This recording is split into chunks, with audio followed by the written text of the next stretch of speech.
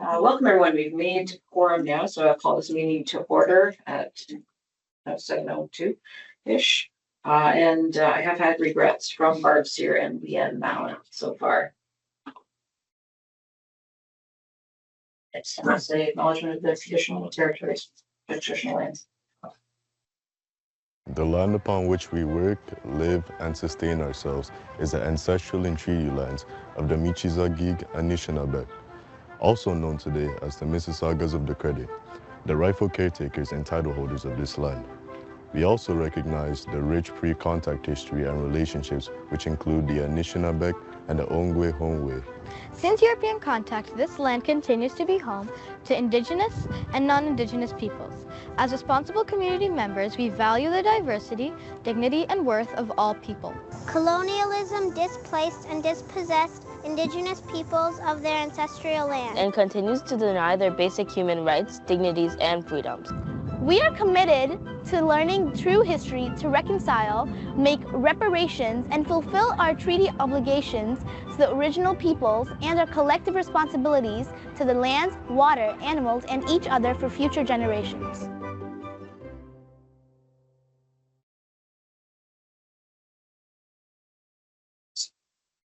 Great. So those of you online who need to jump in as much as possible, because as you can see in the room, there's not a lot of representation here. So we're going to need a motion, with the Special Education Advisory Committee approve the agenda for today, April 15th, 2025.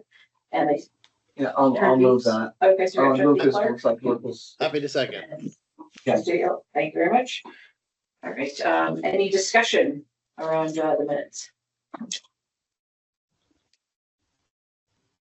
I did have one comment that I think there's some information missing. I wasn't here last meeting, but I did watch it online and noticed that there was quite a bit of information shared in the oral report that is not in the minutes regarding the data around the psychoeducational assessments. So that information was presented here, but it's not in the meeting minutes. So I'd like to have that. Through the chair, if I could recommend that we put the approval of the minutes for the previous meeting on the floor, and then we can have that amendment. Oh, right, this agenda.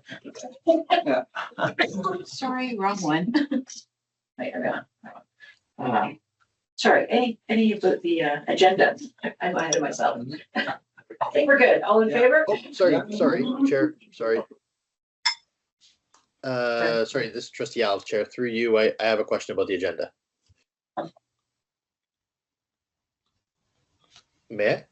Yes, go ahead. Thank you, Chair. Through you, suppose a question for Superintendent Claudine Sacato. I'm not seeing Jazzy in the room today. I don't think she's with us online, but I did get a follow up from her. I'm not sure if we've gotten back to her on the topic of regional choice programs. I know that this came up, I think, in February and it was supposed to come back again, but I'm not sure if she's gotten her response yet. So I'm just asking for the record.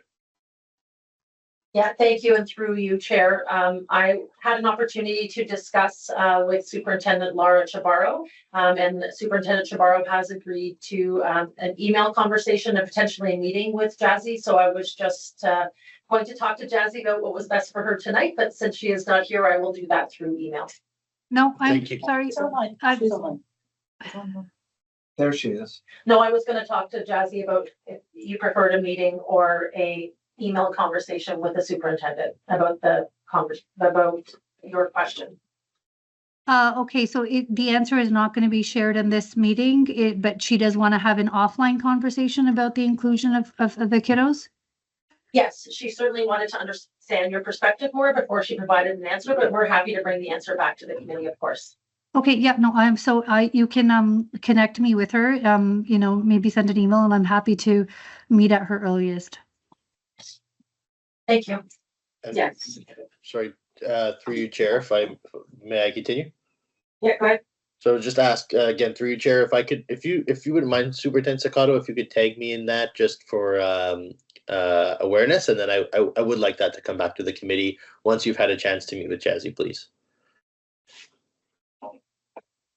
Through you, Chair, happy to include you on the email, and I'm sure Superintendent Chabarro will be happy for you to attend the meeting as well. And we will bring a response back to that. Would the chair like me to add that to the motion action log? Yes, please. Add it. Thank you. Through you, Chair, I would be glad to attend, but I'll offer that option to Miss Jazzy Gill if she'd prefer to have that meeting between the superintendent and yourself. That'd be fine. But if I'm welcome, I'd be glad to attend. I would love for Trustee Elmes to attend and then the response be brought back to the committee. Through you, Chair. Noted. Thank you. All right, any other discussions? So there's no change to the agenda, we're still, okay. Any other comments? All in favor of accepting the agenda? It says Aye. can't see. Not sure how. I think Lucas just said aye. Okay, yeah, okay. Great, moving forward, declarations of conflict of interest. Are there any declarations of conflict of interest here today, online? All right, moving forward then, the approval of the minutes. So can we have a motion that the Special Education Advisory Committee approve the minutes of March 18th, 2025?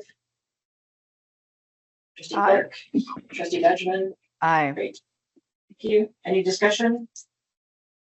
Clearly I do. Just jumping on a little there. So anyway, we can include the comments that were made in the oral report regarding the psychoeducational assessment and the numbers into minutes. I'd be much appreciated.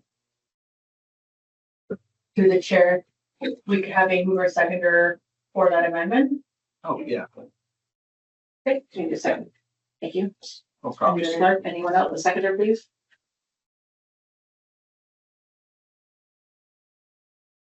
Anyone online willing to second that?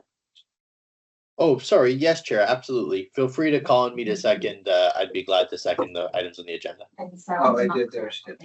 And then through the chair, a motion on the motion as amended. Okay. Oh, yeah. Yeah.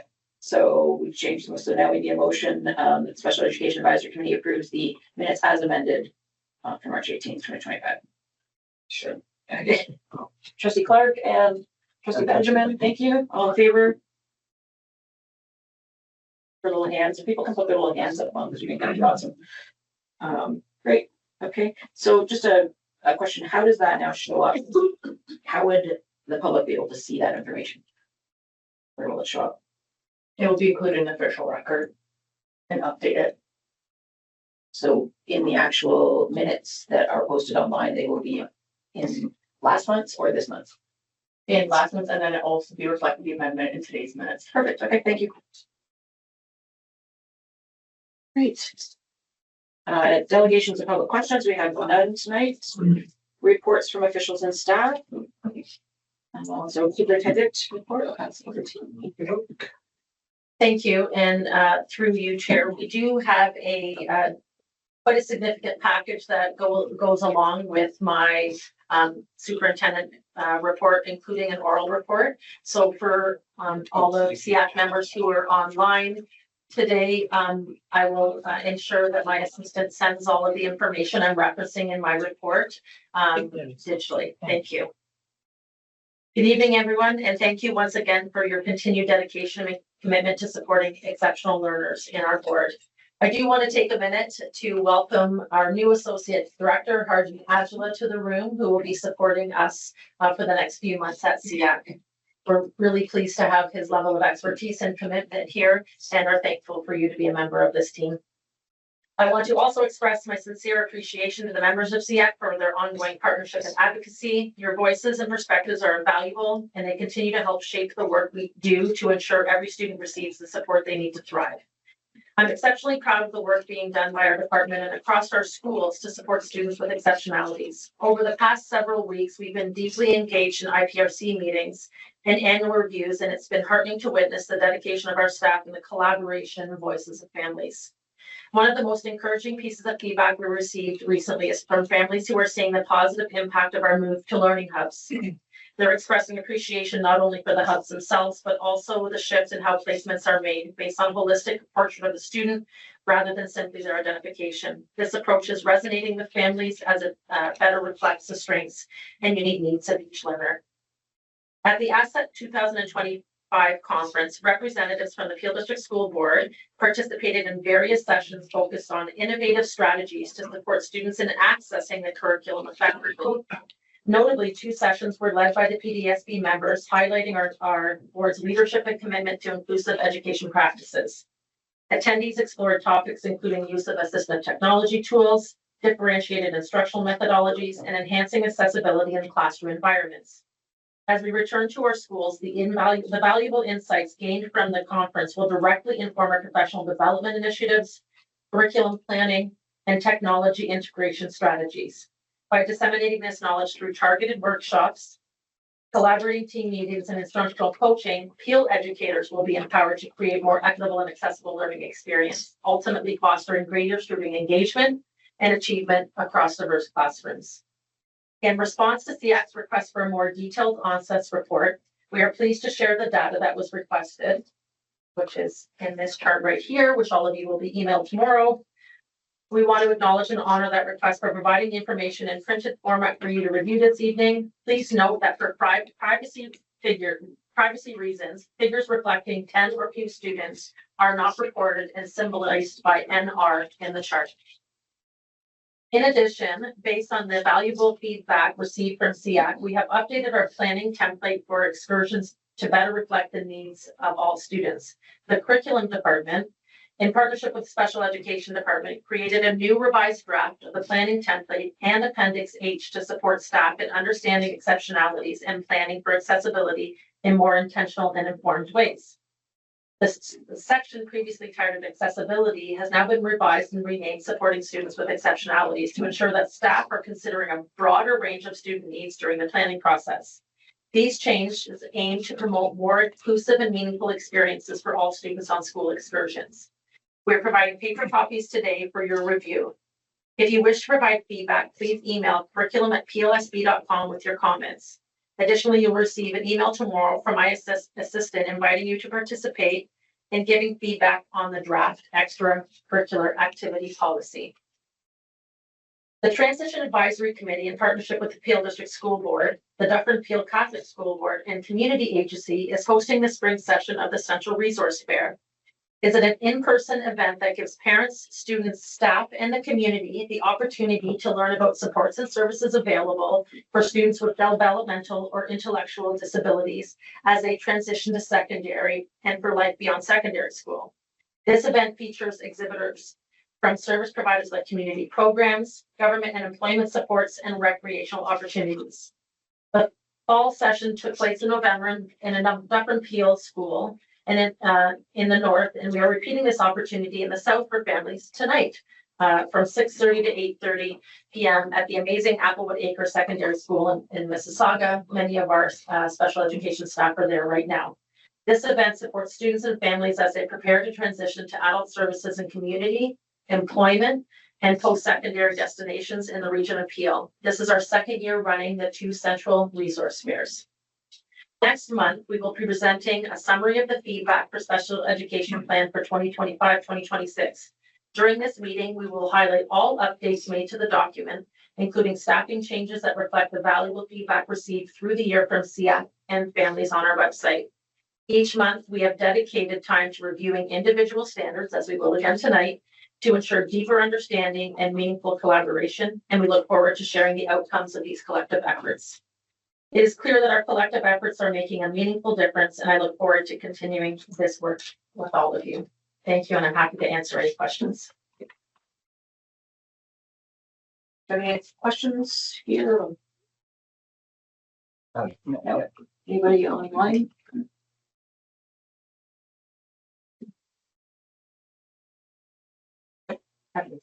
Okay, great.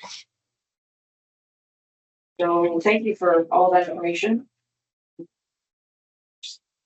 I know I ask this all the time, but why can't this stuff be part of the package so that we can see it ahead of time and we can discuss it? Through you, Chair, often what I write is written up until getting information up until today. And because of the template information and often what I'm trying to collate based on timing, it's included as an oral report, which is part of our processes. Yeah, in the past, we've talked about the fact that that process doesn't work for everyone from different ways of learning and that type of thing. And part of, the whole thing in the appeal board is having universal design for learning, that kind of thing. So having information ahead is helpful for people at this table. And I hope that in our classrooms, this isn't kind of how we do things when people ask for accommodations in order to do their job. Thank you, and through you, Chair. We have made accommodations as requested, making sure we're providing all of the information in writing and printing it out for those who like to read along and make sure that they have a holistic approach. So thank you. We'll take that feedback back. And just on your oral, sorry. So next month you're presenting the, I'm guessing this will be sections 9 with all of the staffing changes and sections. So basically it's the staffing changes and program changes that we'll see next month. Is that correct? Okay. So that's kind of the depths of what we're interested in. I hope we're not going to see a lot of surprises. Through you, Chair, the program changes we've already shared with you, mostly when we had that consultation meeting around the learning hubs. We had that additional meeting outside of SEAC to explain those changes to you, collect your feedback, allow for feedback to happen before we announce the changes across the system. So, and staffing changes, as you know, continue to be reflective of the funding that we receive. So that's why we chose to delay standards 9 and 10 and present it to you so we had the most updated information. So that's good to hear that these programs you want to have surprises, but there may be some with staffing, it sounds like. Do you have anything to share with us at the moment regarding staffing changes? No, nothing to share right now. Okay, thank you. Any other comments, questions, concerns? Okay, where are we? Sorry. So, sorry, I guess we all, the next up. That motion. We did that voice. There we are, sorry. Can I have a motion that the Special Education Advisory Committee receives the superintendent report? Trustee Clark. Aye. Trustee Benjamin. Thank you. All in favor? Yeah. Okay, thank you. Right, moving on to the PDSB Special Education Plan Review and Consultation. Thank you, and I would like to ask Coordinating Principal Jeff Tran to present the standards for this month. Thank you, and through you, Chair. This month we are looking at upcoming potential changes to 3 standards, standards 13, 14, and 15. 13 is staff development, 14 is equipment, and 15 is accessibility. We have the next slide, please. And again, following our usual format, just a link to the special education plan as outlined on our website. And the next one, please, Mark. And again, the same guiding questions we've used throughout the year. The feedback we're looking for is really around how accessible is the information to families and to the public. And what additional information do you think might be helpful for families? Next slide, please. So for these 3 standards at this time, as we're preparing the amendment for next year, we don't anticipate updates to these standards. That said, for standard 15, I did reach out to the chair of the accessibility committee, asking if there would be an update that needed to be included in the spec ed plan. They are still working on pulling together information from the various teams. I also asked about having a SEAC member work on one of the working teams. Their preference is to bring materials to the entire committee for feedback. And so I just wanted to share that today as I reached out to them in anticipation of working on this and the amendment as well. Next slide, please, Mark. Again, the bit.ly, the QR code for those who would like to provide feedback on these 3 standards or any of our standards is available. And then next slide, please, Mark. As the chair has already previewed, next month we will be bringing standards 9, program change, and standard 12, which is special education staff for review with updates as we finalize them at the moment around staffing in particular. That's We're happy to take any questions or feedback on standards 13, 14, and 15. We understand that SEAC's preference is to give some feedback orally, so we are documenting any feedback we receive now for consideration. Anyone have any comments, questions, feedback? I have a few. So on the first one, this 13 staff development, there were a couple of things that specifically how does staff have input to the plan? I don't see that in the standard. So I think that's something that's missing. And methods for determining priority of what's being offered. Those two things are requirements of the plan and they're not there. Sorry, through you, Chair, can I have clarification? You're saying staff, So the exact, no, sorry, staff having input, meaning school-based staff having input into the priorities of the plan? I just want to make sure you're saying school-based staff. yes. Yes, okay, thank you. And just a question, does anyone consult with the students as to what they wish teachers knew about them? We're talking about ableism or things like that. So just a suggestion, not really part of the plan, but I thought it might be something helpful for the school board to look at. And then I was not 100% clear. If I'm not clear, I'm guessing some of the parents won't be 100% clear. So we go through this staff development, which is great. I'm not 100% sure, and maybe I'm not supposed to be, but which ones are required courses and who are they required for and who are they for? In some cases it says the audience, in some cases it doesn't say the audience. So there seems to be kind of a mix of information. So I'm not 100% clear on that. And when you say all educators, are EAs included in that? When you do have a target audience, sometimes you say all educators, so that includes EAs. Through you, Chair. Yes, it does include EAs, but we can be more specific in terms of the professional development that's being offered to different groups. And I've noted that we do need to indicate which ones are mandatory for, particularly for groups other than EAs. That one is usually fairly clearly outlined, but we can clean that up for next year. And so there's a lot of courses here. Are these all offered every year, all of these courses at different times? Or is this just kind of everything we've ever offered for the last 5 years? Or how does it? Through you, Chair. I don't think that we offer every single one of those every year. Some of them we're constantly revising and then re-rolling out. And so they may be offered every other year, or they might take a year off to be revised. We do try to narrow it down to what we are currently offering and therefore not having outdated professional learning that is on there. But for example, we're currently revising some of the EA modules and rolling those out. So there were some that were not offered this year that are probably listed there. Okay.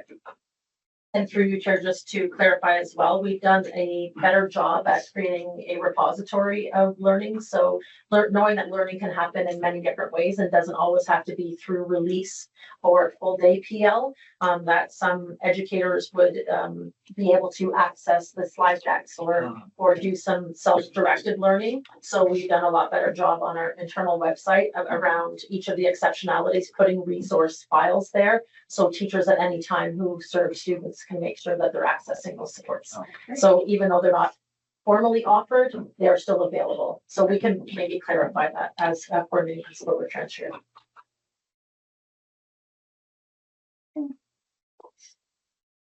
That was just from being an Easter Seals rep, and I don't know if there's anyone here who could tell me about these courses for exceptionality, physical disability, assessment and achievement of alternate areas. What is that about? Through you, Chair, I believe they're talking about the alternative curriculum on the IEP. So how do you assess the demonstration of skills and achievement of goals on the alternative curriculum, which is called H4s in some areas. Right. So like they might have alternative expectations in some areas based on their exceptionality. Okay. So that could be things like communication or advocacy, those types of goals. Absolutely. Okay. Exactly. Well, And supporting the students with physical needs, is that a physical, like kind of, I should say, what is that course? Sorry, Supporting sorry, students with physical. through you, Chair, which page is that on, if you don't mind my asking? Just because there's a lot of them on there. My document doesn't have pages. Okay. It's 9 on the actual. So through you, Chair, we can document that and come back with an answer during the amendment, like when we're going over the responses. So I will document that question. So can you repeat your question? Sorry, I just wanted to understand what supporting students with physical needs, what that course is. And I was happy to see that there are a lot less under revision right now, so there's more available funds. That was good. This is where I got a little bit confused in that, so we have all these courses and then we step into the PSSP. And I guess that is group part of the special education group, or is this a different group and that's why it's separate? So through you, Chair, PSSP staff are our clinical staff, so occupational therapists, registered behavior analysts, social work, psychology, and speech and language.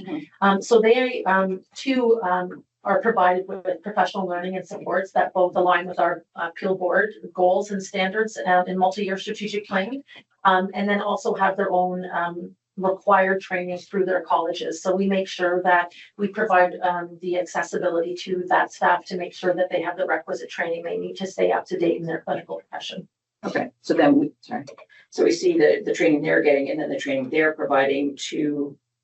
So it's learning for the PSP staff, so they're getting these courses, and this is learning provided by PSP staff for all professional student services personnel. So that's PSP to PSP.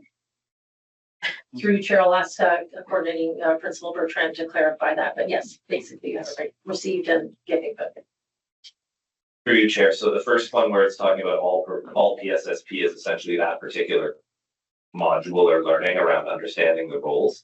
And I've broken down by discipline some of the learning that they provide to educators as well. So Okay. We're going to have to clarify that because I can see now that it's could be a little bit clearer and more straightforward. Thank you. Before I go on, does anyone have any other? I'm gonna Jazzy. Jazzy, go ahead. Hi, can you, maybe I'm missing the understanding, but on page 21, it says workshops provided by W. Ross McDonald around understanding cortical visual impairment. Why only cortical visual impairment?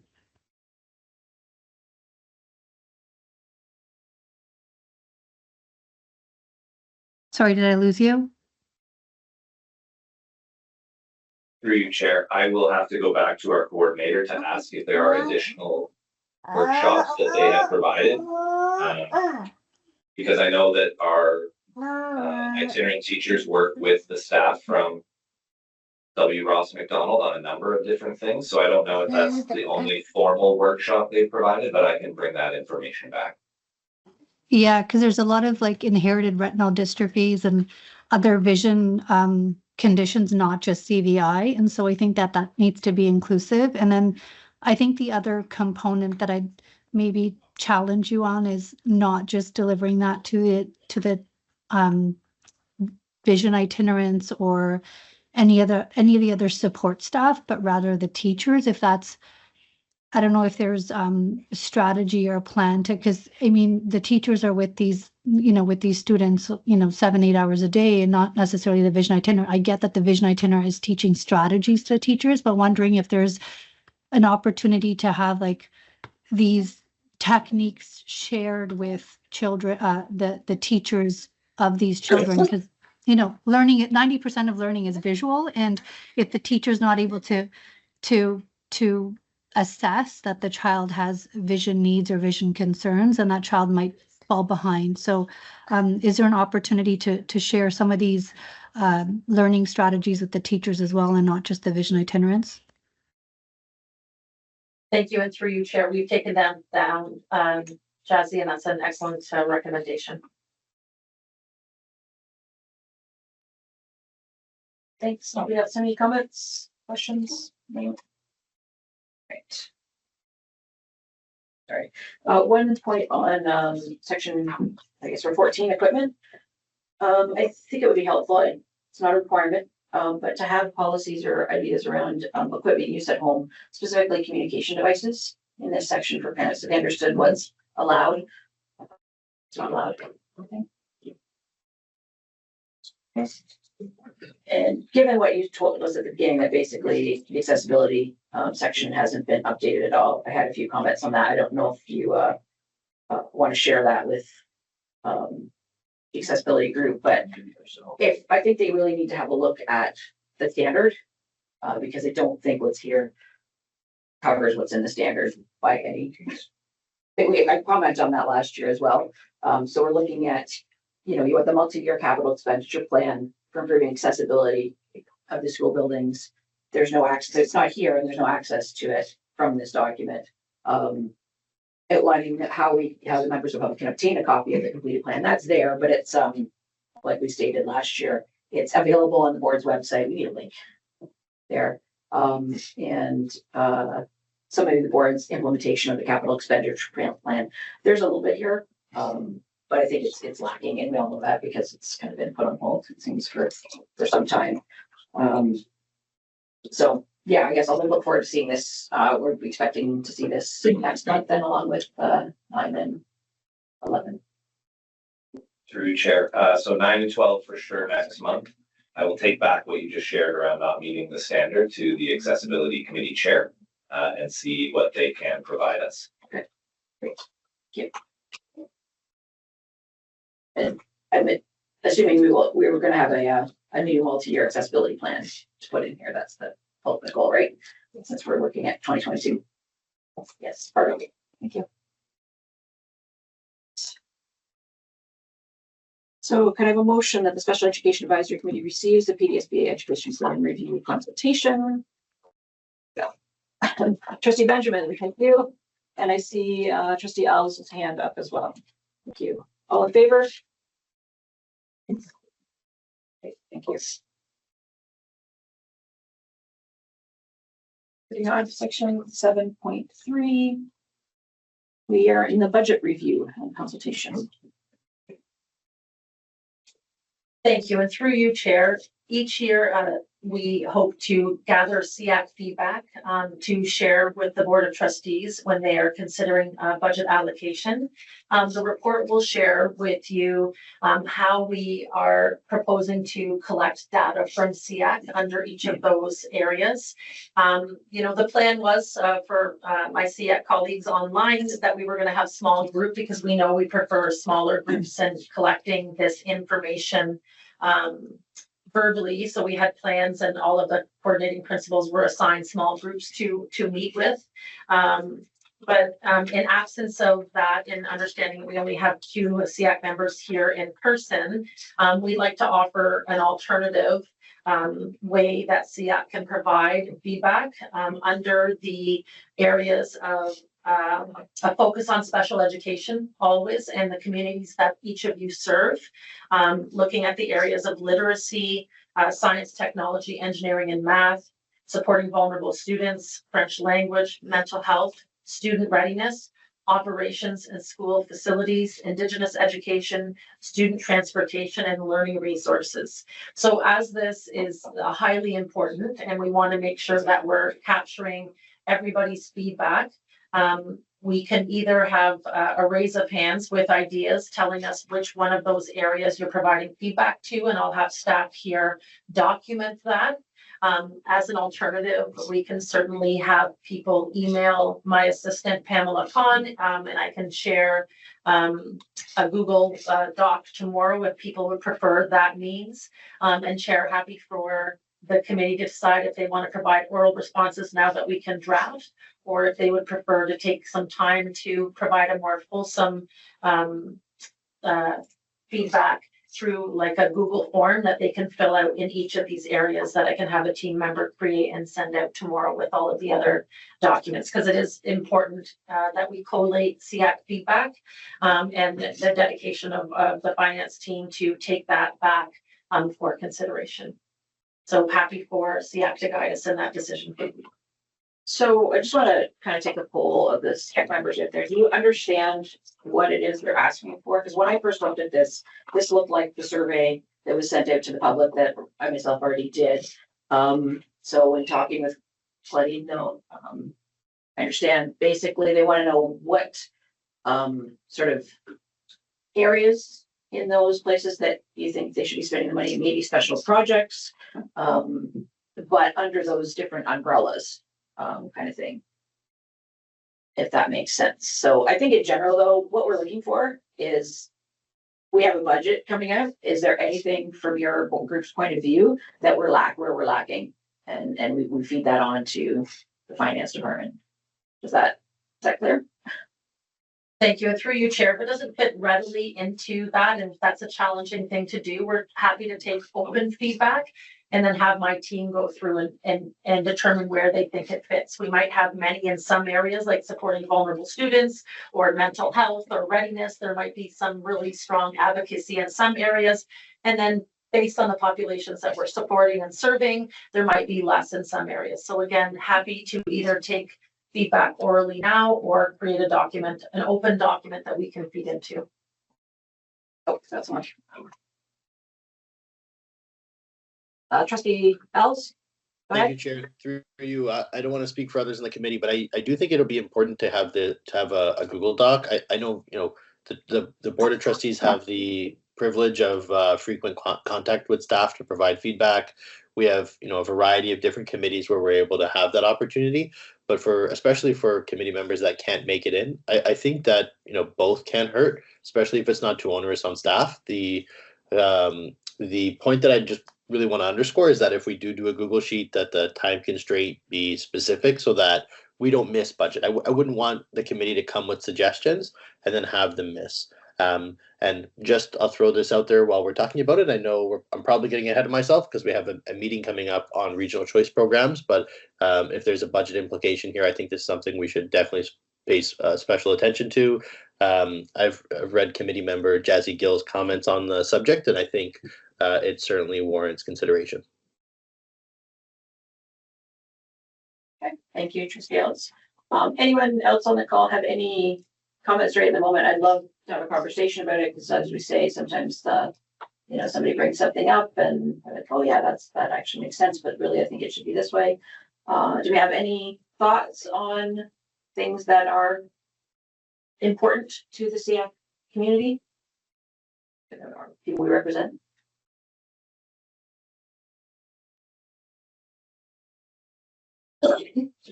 Trustee Benjamin. Oh, Trustee Benjamin, please go ahead. Yeah, through you, Chair, I agree with what Trustee Al said. We need time to go through it. So, it would be better I wouldn't be able to be in a position to give my opinion right now. So we need the time. So let's do it as Trustee Al suggested.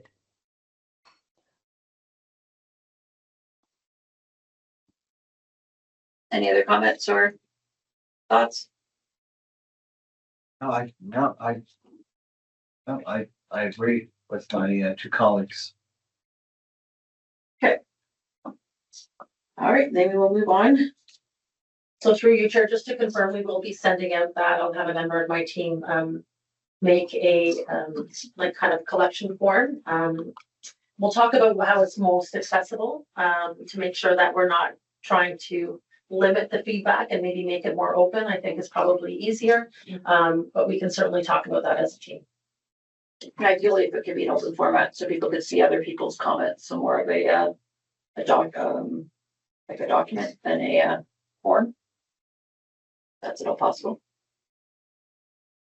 Or a form that we have access to the document behind it. For you, Chair, I will have to look into the possibility of that with external email addresses from our internal, I think. Sorry, through you, Chair. I'll have to look into that with LTSS because I just want to make sure with an internal document being released to external email addresses that that's possible. So it might take me a day or so to figure that out. Okay, thank you.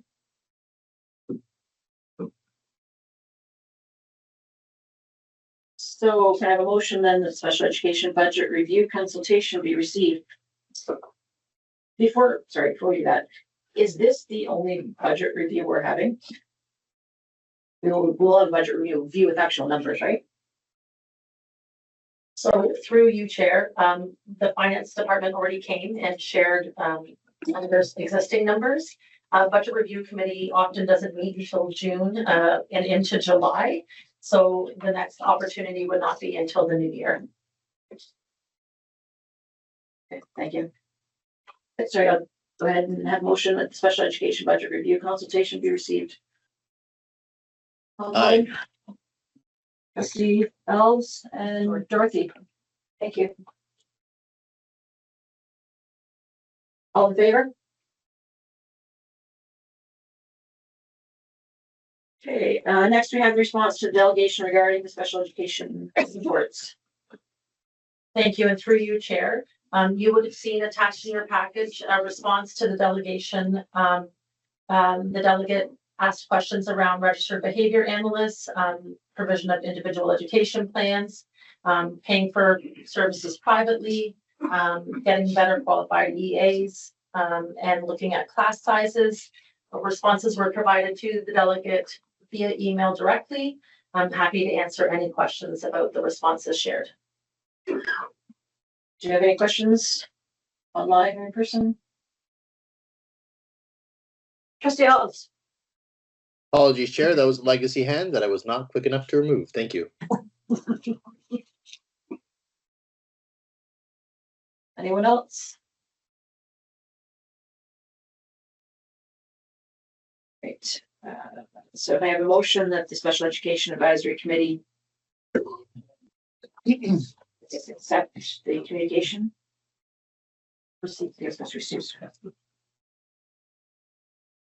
Sure. Yeah, good. Trustee Clark and I need one more. Anyone? There we go. Bazzy, thank you. All right, next is chair's written questions of committee members. Do you have any? Oh, my, totally fucked. Sorry, this is the communications for action. I skipped a part. So the open letter to DX across Ontario from the Learning Disability Association of Ontario. And through you, Chair, the Learning Disability Association of Ontario had asked that we share directly with SEAC the open letter, and just providing it to you for receipt. Does anyone have any discussion regarding that letter? I urge you all, if you haven't already, to read that letter. Yeah. There's a lot of good advice in there for our team, a lot of stuff that we should be asking about, should be doing with our group here. So please, if you haven't had a chance yet, have a look at it and see what you can do with it. So do we have to accept this? This is an action. But motion that the Special Education Advisory Committee accepts the communication. Action or receipt, yeah. Action. Oh. Okay, thank you. Trustee Clark. And Andrew, thank you. All right, now we're down to chair's request for written questions from committee members. Nothing? Okay. Reports from representatives on councils or associations. Anyone online have anything?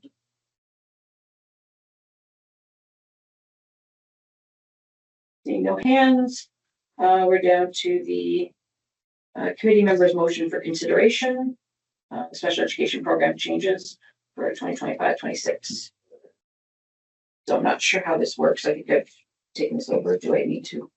Go ahead, tell me how this works. Through the chair, so we would ask for a mover and seconder to put it on the floor in order for it to be discussed. Right. So I think everyone's had a chance to read this motion and we've discussed it at least once.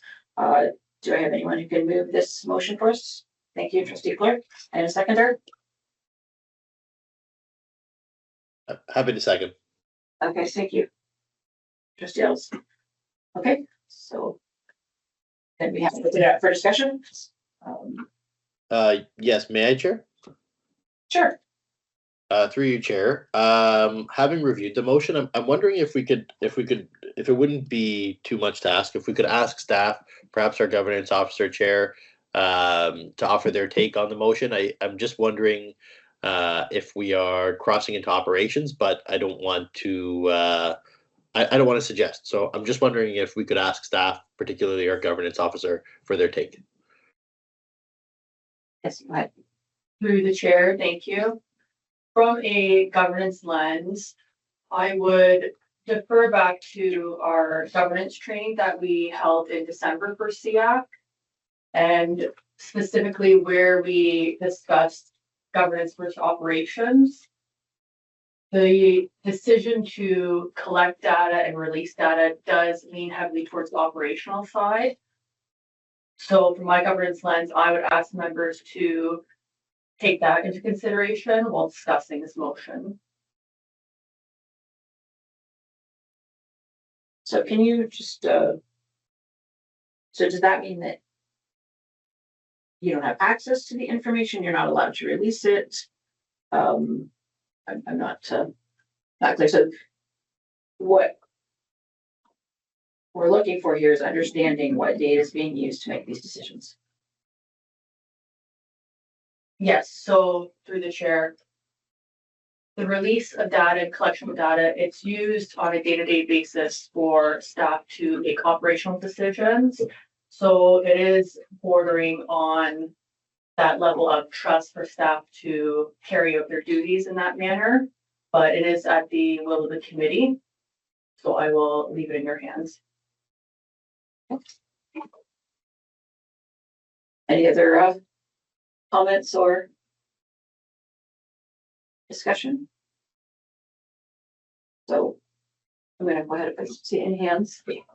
So this came up because we're seeing a lot of changes with respect to programs and staffing and things like that. And we're getting concerns from our parents saying, like, why was this program cut?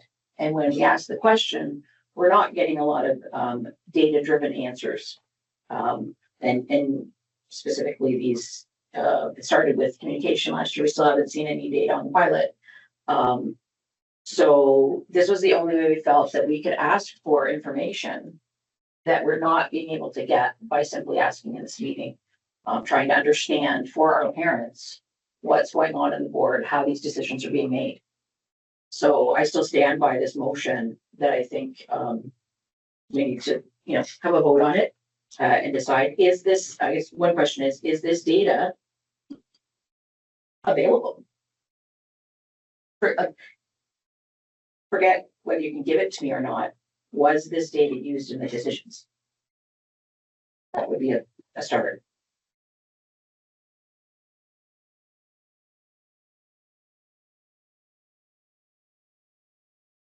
I'm not going to get an answer to that, I see.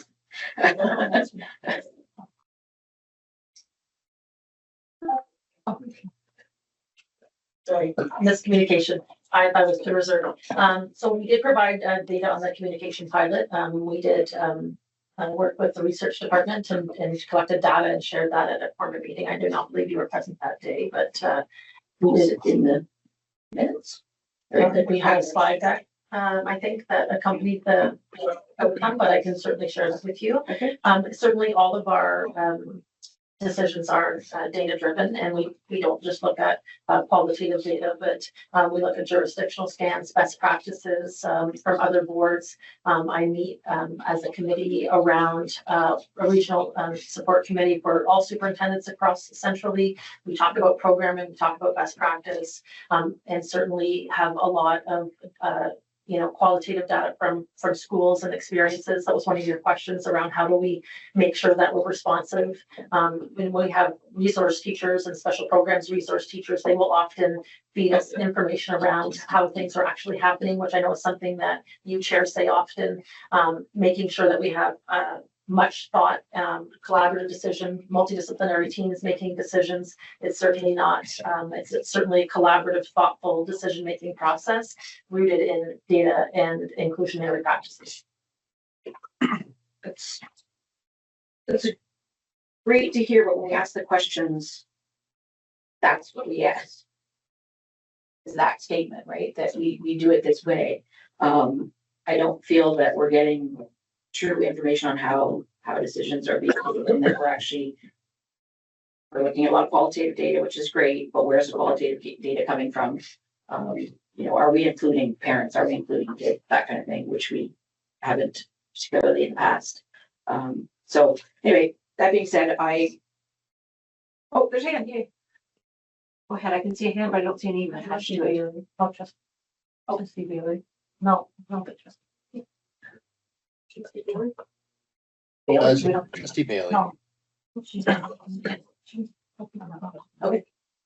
Go ahead. I don't see the name. Trustee Bailey. Sorry. I know this is my first SEAC meeting, and I'm trying to follow along. I've read your minutes, and I'm trying to understand the rationale and reasoning, and listening to your conversation in the reasoning behind this motion. And if I'm understanding correctly, you're asking for this motion is to keep track of all the various motions that have been completed and are being completed? Is that what No, sorry. This motion is basically, there's been a lot of changes to programs over the past year, basically.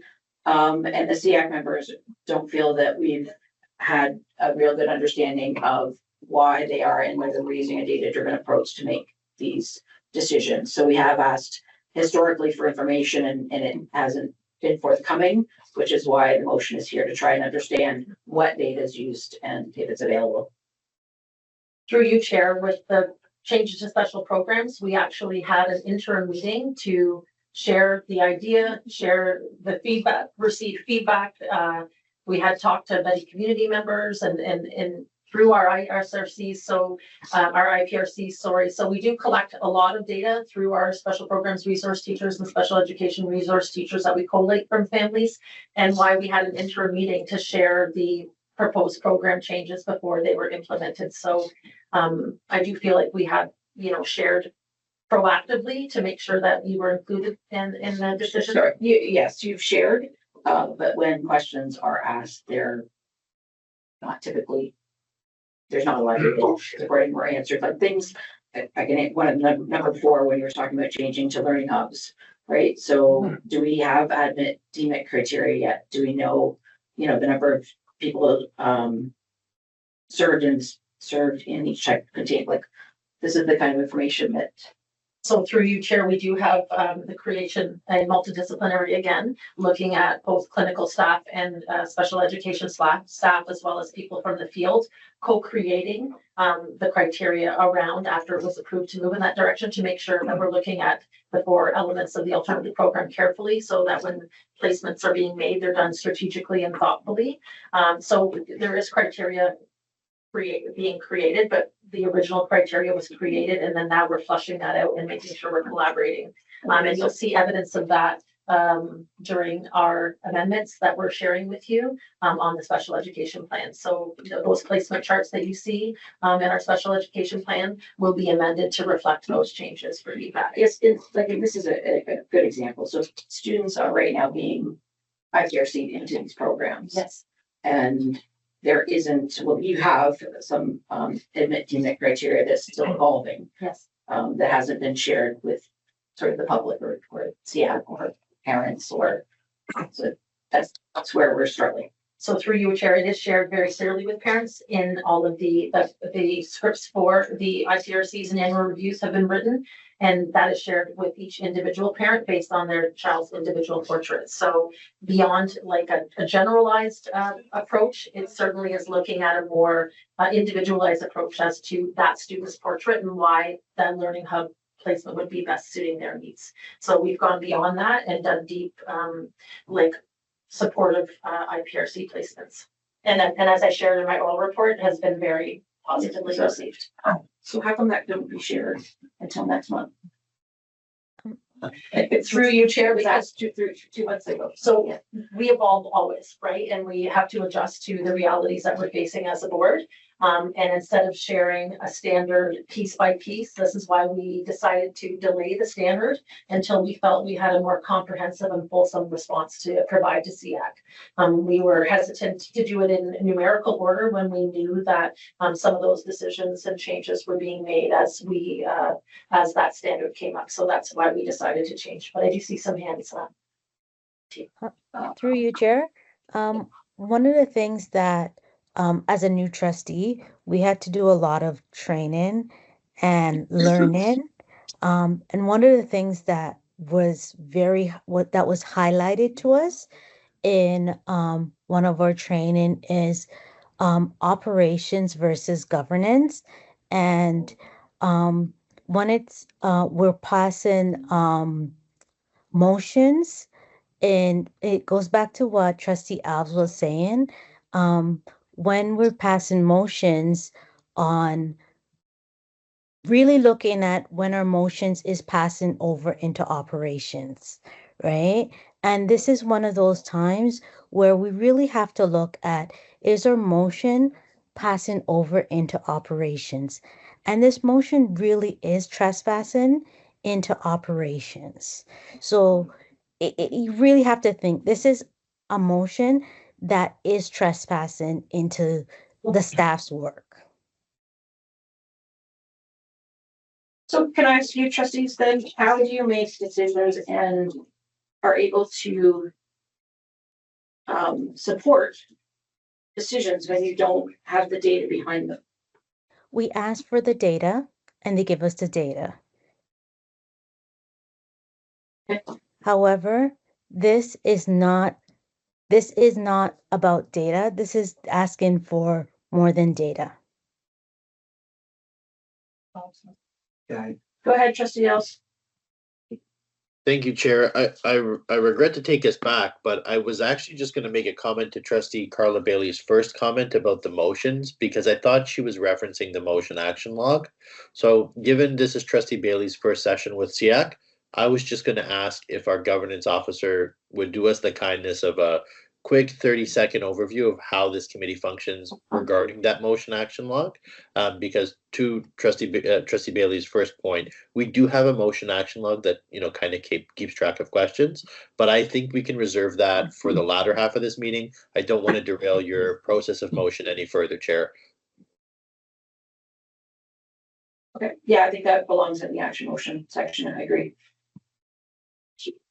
All right, I'm gonna go ahead and withdraw this, given that it's clear that it's likely not gonna pass and we're not able to get this information anyway. I like it recorded in the record that I still feel that we're not getting the information we need to be truly an advisory committee. Move on from there. Oh, sorry. Is Chair, that may I? okay? Sorry, Yeah, through go you, ahead. Chair. I just wanted to re-add, I'd be more than happy to revisit this with you. I know originally when we spoke about this at the committee the first time, I offered it to committee members. I noted that I'd be happy to meet outside of office hours, even on weekends, to help articulate and write this motion, because I do understand the sentiment behind it. So I'll reissue that offer, even if we wanted something more generalized when it comes to how data is reported to this committee. I'm also the vice chairman of our governance committee. I might be able to help there if it's something procedurally. So I'll just throw that out there, and just thank you again, Chair, for your work. I think I understood the sentiment behind the motion, and I appreciate the work that went into it. So just to clarify, we understand the sentiment, but it's the way it's written, so we can't move forward, just so I'm clear. Through you, Chair, it's my understanding that governance believes that the way the motion is requesting some information crosses into operations, which from a trustee perspective, and we have to function within the Education Act, it could be inappropriate. But I don't want to speak on behalf of governance. So our governance officer, Jasmine Vorkapik, if I've mischaracterized that, please clarify. Through the chair, no, Trustee Els is on the right track.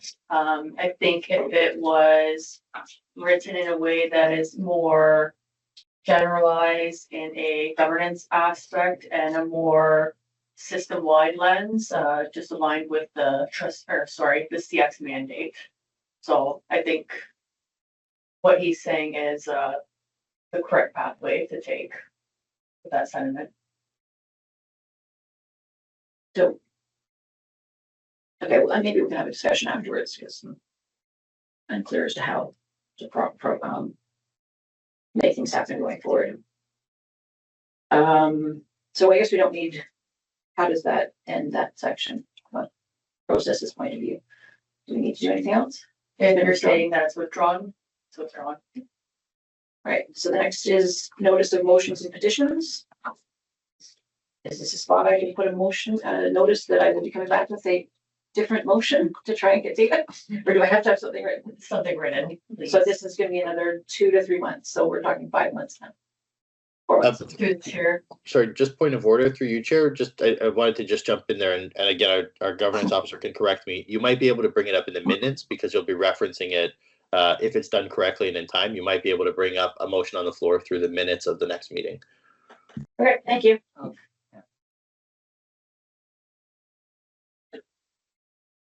Okay, do you have any notices of motions or petitions? No one online? We're on to the motion action log. So we want to start with sort of an explanation of what that is? Perfect. Through you, Chair, and thank you for your question, Trustee Mills. The motion action log is an ongoing record of questions asked by SEAC that our department needs to take back for further and more comprehensive responses, often when we're collaborating with other departments. And so it gets added to the motion action log. A response is provided during this section 14 of the agenda. After it's recorded on the status, then after it's been read, it is removed and added with new questions. So just noting that I am adding a new motion action from Jazzy Gill's question and Trustee Al's question around the regional learning choices. I am going to add that back in as a response to their conversation with Superintendent Chavarro. In March, EQAO results for PDSB and how they compare to other schools across the province. Superintendent Chavarro is still gathering that information and will present it when available. ONSAS data by grade level was provided during my oral report, and for those online who were unable to see the chart that was provided, it was done, so that has been actioned. And again, Trustee Elves asked the research department to share what questions should be included in the student survey and why. And research department has not come back to me with a response, but I will follow up for a response in May. Thank you. Any questions or comments?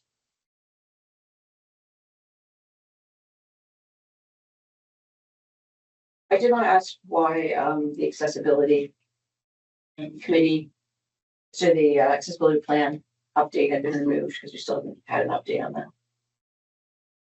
Through you, Chair, that was responded to, I believe, and at our last meeting, but I can double check the minutes. So we were supposed to have a report. Did we get a report last? Okay, they were supposed to have someone come in and talk to us in April of 2025. That was the last that's on the information before it was taken off. Through you, Chair, I can go back and check the minutes. Thank you. Thank you.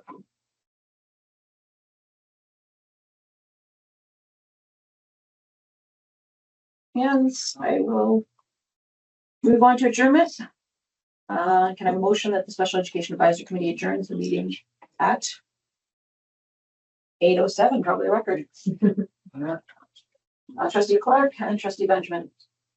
Oops, I'm sorry, I did not have my microphone on for any of that. Have everyone have a good night, please. Thank you, everyone.